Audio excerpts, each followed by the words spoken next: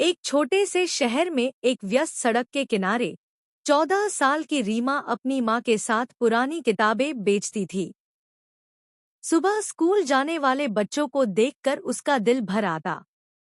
वह सोचती, काश मैं भी रोज स्कूल जा पाती, लेकिन घर की गरीबी ने उसे सड़क पर बैठा दिया था। रीमा के पिता बीमार थे और घर चलाने की जिम्मेदारी उसकी माँ और उस पर थी।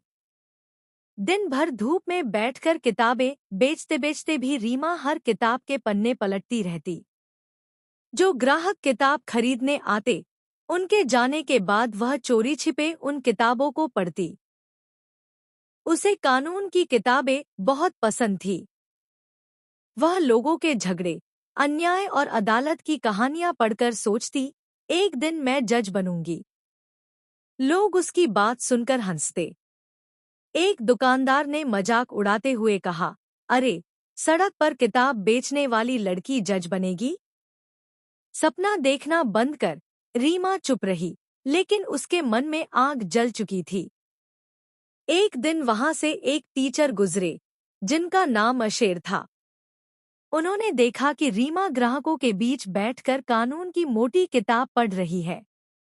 अशेर ने उससे बात की और उसकी कहानी सुनी।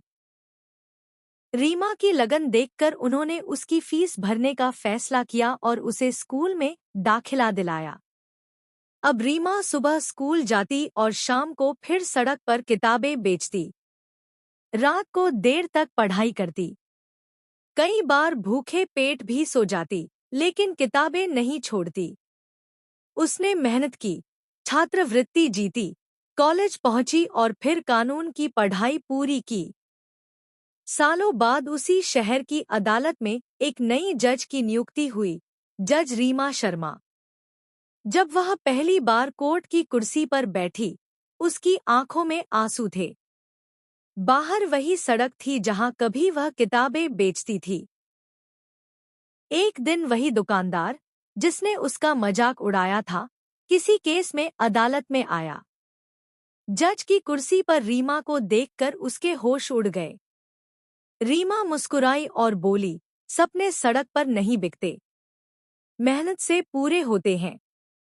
उस दिन पूरे शहर ने सीखा, हालात चाहे कितने भी कठिन हों, अगर इरादा मजबूत हो, तो सड़क पर किताब बेचने वाली लड़की भी जज बन सकती है।